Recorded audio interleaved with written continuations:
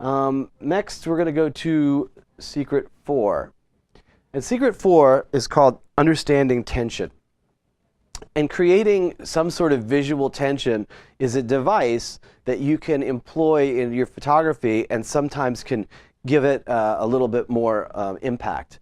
Now, sometimes it could be done wholly within one frame, like in this case, because of the placement of the reflections of the people, and because the way that the waves are sort of break them down, there's this inherent dynamic tension. If they were closer together in the center of the frame, it wouldn't have existed. But because they're closer to the edge of the frame, then that negative space is driving this, putting a wedge in between them, which is adding this concept of tension.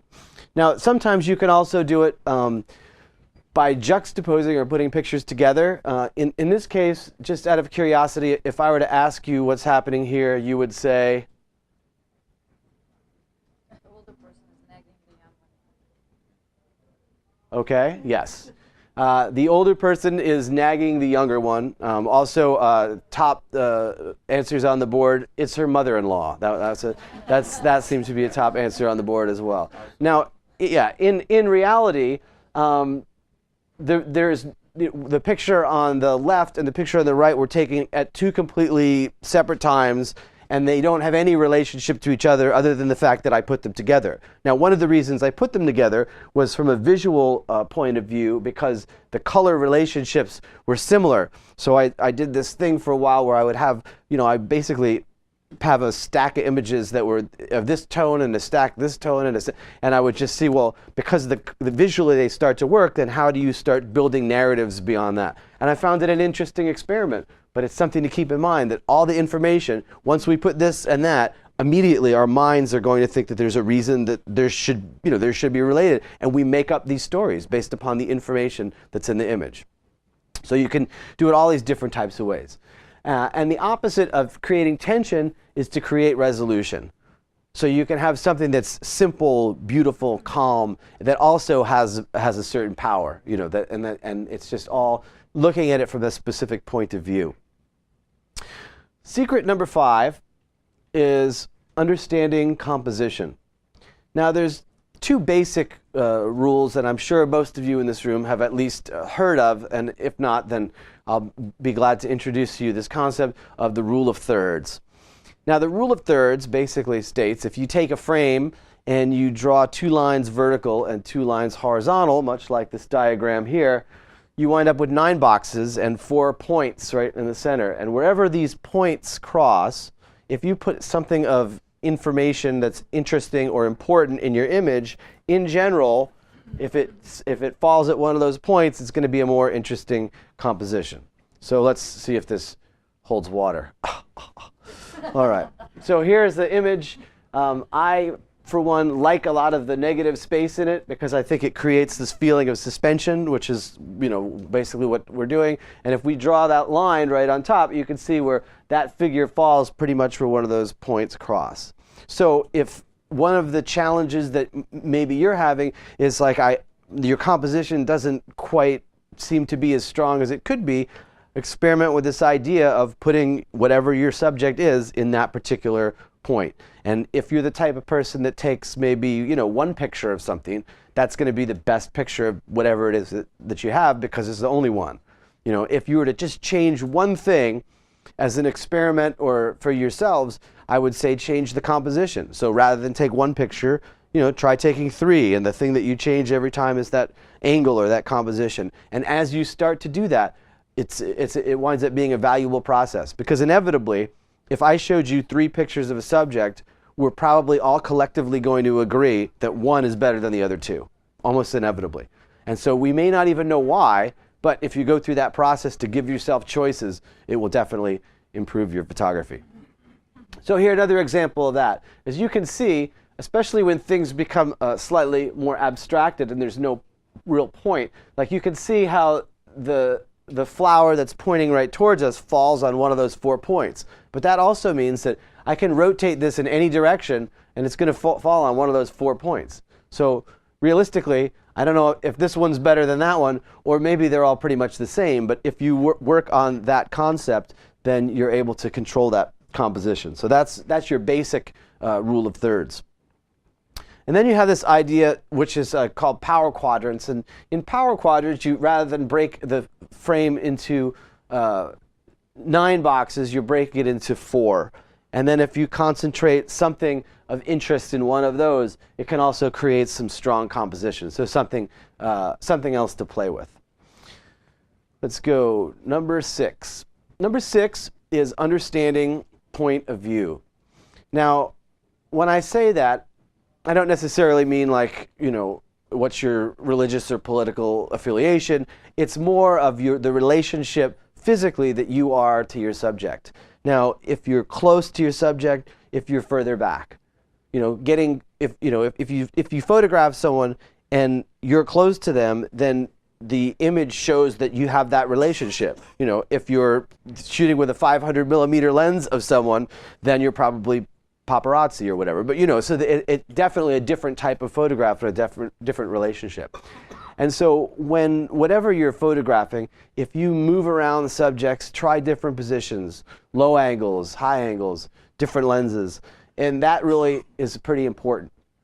So here, for example, this is taken with an 18 millimeter lens from a really, really low angle, and these flowers are probably like, maybe this tall or whatever. But, once you put the lens really low and you exaggerate the perspective with a wide angle lens, well, then you start to create this dynamic and this relationship. So you can really start to play with this idea of scale with the relationship that you are to your subject.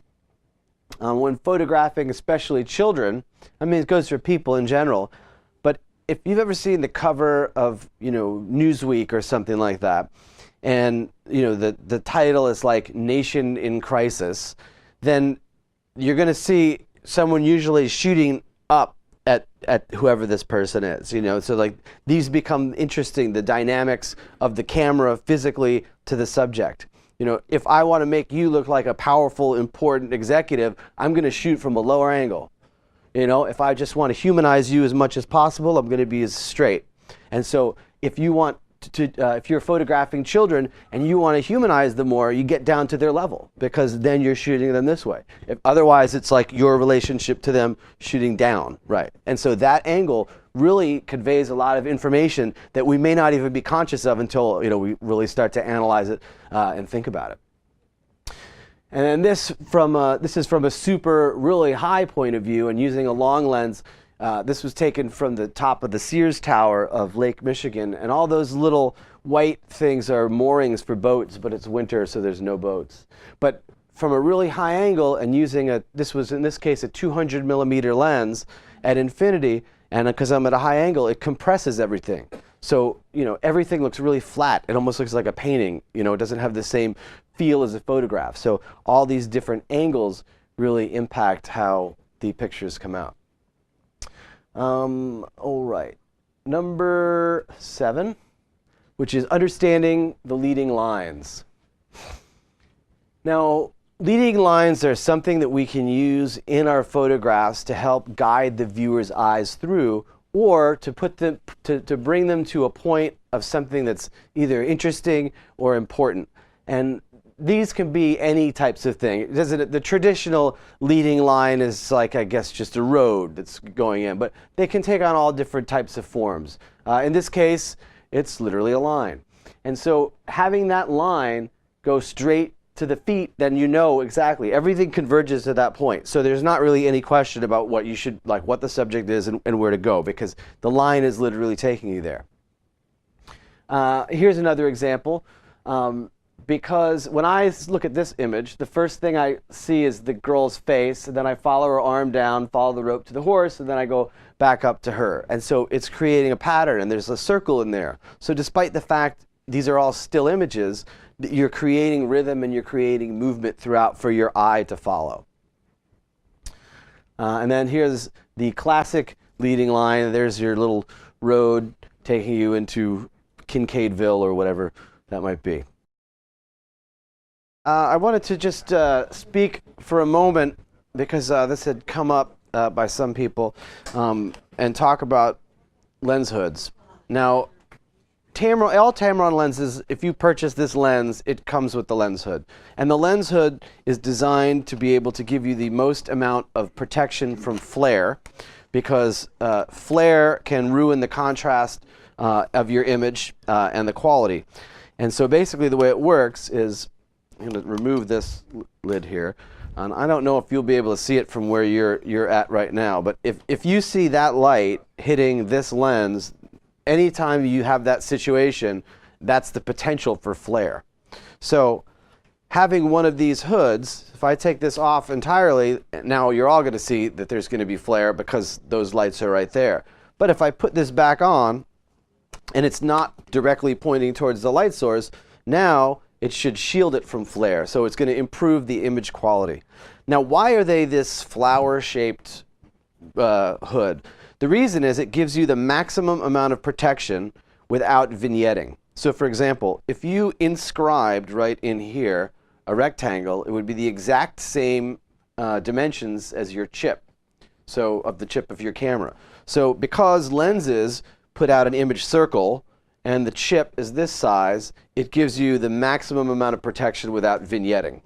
So vignetting obviously is if I put the lens hood on incorrectly like this, now this is actually blocking some of the area, and so I would see a dark part of the corner. So all the Tamron lenses come with them, and it's specifically designed for, you know, each lens. Other manufacturers, I think many of the Nikons, I believe, come with them. I think the Canons are an option, and I think the Sonys come with them as well. So it sort of depends, but they're all available, and it's recommended by most manufacturers to have them for that specific reason. All right.